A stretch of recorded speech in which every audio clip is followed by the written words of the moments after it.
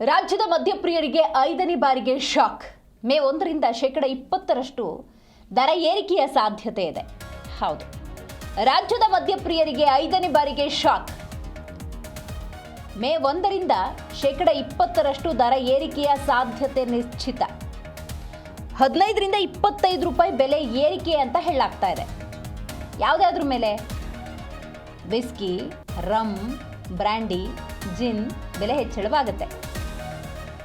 ಮದ್ಯಪ್ರಿಯರಿಗೆ ರಾಜ್ಯ ಸರ್ಕಾರ ಶಾಕ್ ಮೇಲೆ ಶಾಕ್ ಕೊಡ್ತಾ ಇದೆ.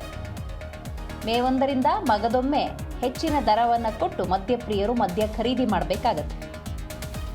ಕರ್ನಾಟಕದಲ್ಲಿ ಮೇ 1ರಿಂದ ಹೊಸ ಅಬಕಾರಿ ನೀತಿ ಜಾರಿಗೆ. ಮದ್ಯದ ದರ 20% ಏರಿಕೆ.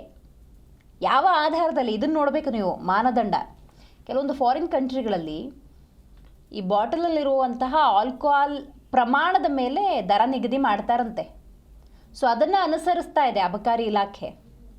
ಆ ಬಾಟಲ್ನಲ್ಲಿರುವಂತಹ ಆಲ್ಕೋಹಾಲ್ ಪ್ರಮಾಣ AIB ಆಧಾರದ ಮೇಲೆ ತೆರಿಗೆ ವಿಧಿಸೋದ್ರಿಂದಾಗಿ ದರ ಹೆಚ್ಚಳವಾಗುತ್ತೆ.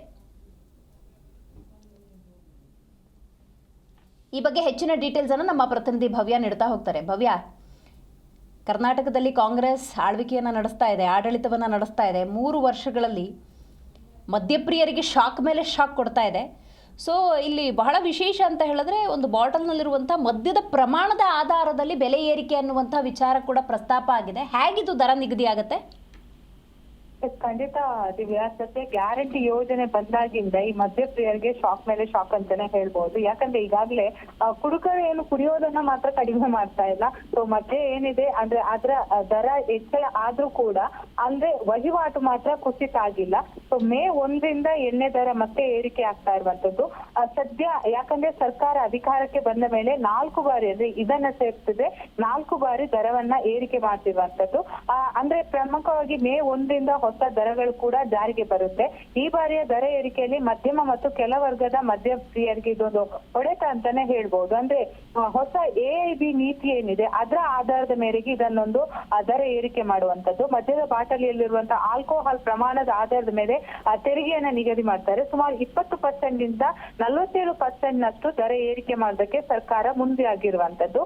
ಈ ಹೊಸ ನೀತಿಯಿಂದಾಗಿ ಕಡಿಮೆ ಆಲ್ಕೋಹಾಲ್ ಹೊಂದಿರುವ ಪ್ರೀಮಿಯಂ ಮದ್ಯದ ಬೆಲೆ ಕಡಿಮೆ ಅಂತ ಎನ್ನಲಾಗ್ತಿದೆ. ಅಷ್ಟು ಮಾತ್ರವಲ್ಲದೆ ಸಾಮಾನ್ಯ ಜನರು ಬಳಸುವ ಮದ್ಯದ ಬೆಲೆ 20% ಏರಿಕೆ ಆಗುತ್ತೆ. ಇದರಿಂದ ಮದ್ಯಪ್ರಿಯರ ಜೊತೆ ಬಾರು ಮಾಲೀಕರು ಬಹಳಷ್ಟು ಆಕ್ರೋಶವನ್ನ ವ್ಯಕ್ತಪಡಿಸ್ತಾ ಇದ್ದಾರೆ. ಯಾಕಂದ್ರೆ ಕೆಲವರು ಕುಡುಕರು ಕುಡಿಯೋದು ದಿನನಿತ್ಯ ಕುಡಿಯೋರು ಕುಡಿತಾನೆ ಇರ್ತಾರೆ. ಯಾಕಂದ್ರೆ ಅವ್ರಿಗೊಂದು ಹ್ಯಾಬಿಟ್ ಆಗಿರುತ್ತೆ. ಆದ್ರೆ ಫಂಕ್ಷನ್ಗೆ ಅಥವಾ ಪಾರ್ಟಿ ಮಾಡೋದಕ್ಕೆ ಮೋಜು ಮತ್ತಿಗೆ ಏನು ಕೆಲವರು ದಿನವನ್ನ ನಿಗದಿ ಮಾಡ್ತಾರೆ. ಸೊ ಇಂಥವರು ಬಹಳಷ್ಟು ಕಡಿಮೆ ಖರೀದಿ ಮಾಡ್ತಾರೆ. ಸೊ ಇದರಿಂದ ಬಾರ್ ಮಾಲೀಕರಿಗೆ ಹೊಡೆತ ಬೀಳುತ್ತೆ ಅನ್ನೋದು ಕೂಡ ಈಗಾಗಲೇ ಬಾರ್ ಮಾಲೀಕರ ಒಪಿನಿಯನ್ ಆಗಿರುವಂತದ್ದು. ಆದ್ರೆ ಸರ್ಕಾರ ಮಾತ್ರ ಈ ದರ ಏರಿಕೆ ಏನು ಮಾಡ್ತಾ ಇದೆ ಅದನ್ನ ಕಡಿಮೆ ಮಾಡೋದಕ್ಕೆ ಇನ್ನೂ ಕೂಡ ನಿರ್ಧಾರ ಮಾಡಿಲ್ಲ. ಈ ಹಿಂದೆ ಕೂಡ ಬಾರ್ ಮಾಲೀಕರ ಅಸೋಸಿಯೇಷನ್ ಸಂಘ ಬಹಳಷ್ಟು ತಮ್ಮ ಬೇಡಿಕೆಯನ್ನ ಮುಂದಿಟ್ಟುಕೊಂಡು ಪ್ರತಿಭಟನೆ ಆಗಿರ್ಬೋದು, ಮನವಿಯನ್ನ ಕೂಡ ಸರ್ಕಾರಕ್ಕೆ ಸಲ್ಲಿಸಿತ್ತು. ಆದ್ರೆ ಸರ್ಕಾರ ಇದನ್ನ ಯಾವುದನ್ನು ಕೂಡ ಗಮನಿಸಿಲ್ಲ.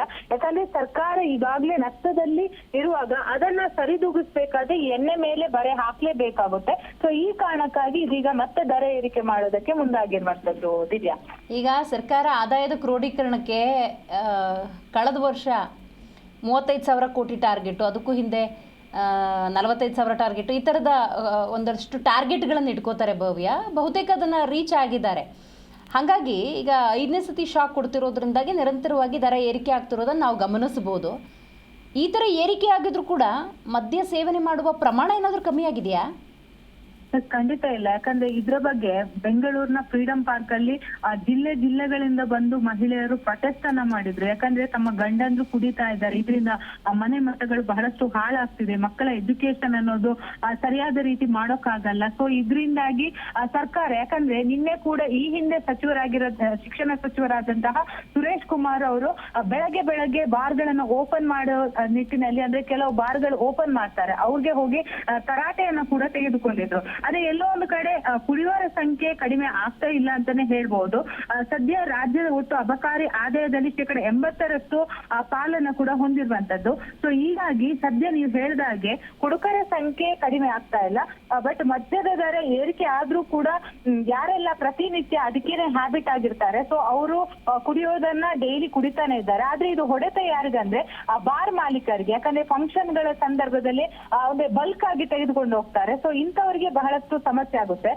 ಪ್ರಮುಖವಾಗಿ ಸ್ಲ್ಯಾಬ್ ಒಂದಂದ್ರೆ 80ರಿಂದ 95ಕ್ಕೆ ಏರಿಕೆ ಆಗುತ್ತೆ, ಅಂದ್ರೆ 15 ರೂಪಾಯಿ ಹೆಚ್ಚಲಾಗುತ್ತೆ. ಸ್ಲ್ಯಾಬ್ 2 ಅಂದ್ರೆ 95ರಿಂದ 110, ಅಲ್ಲಿ ಕೂಡ 15 ರೂಪಾಯಿ ಹೆಚ್ಚಲಾಗಿರುವಂತದ್ದೇ. ಅಂದ್ರೆ ಸ್ಲ್ಯಾಬ್ ಮೂಲಕ ನೋಡೋದಾದ್ರೆ ಸುಮಾರು 20-15 ರೂಪಾಯಿ ಹೆಚ್ಚಲಾದಾಗ ಬಹುತೇಕವಾಗಿ ಹೊಡೆತ ಬೀಳುವಂತದ್ದು.